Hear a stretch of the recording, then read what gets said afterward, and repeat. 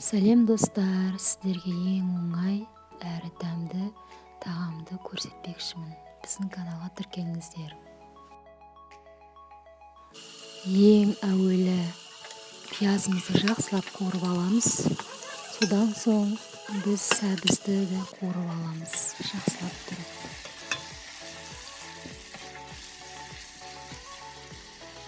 Қуырылып болған пияздың үстіне біз қызанақ, қызыл тәтті қызыл бұрыштар, жасыл түсті перецтер салып, жақсылап қуырып аламыз.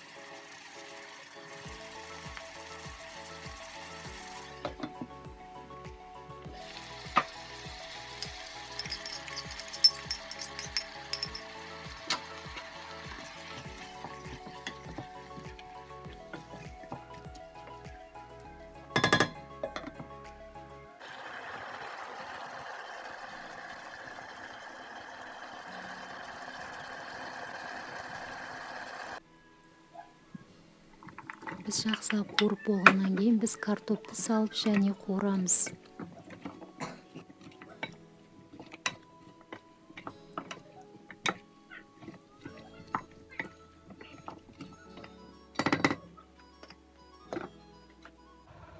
Біз аз ғана парышқа тұз, қара бұрыш салып араластырып, дөңгелектеп осылай етіп жасап қоямыз.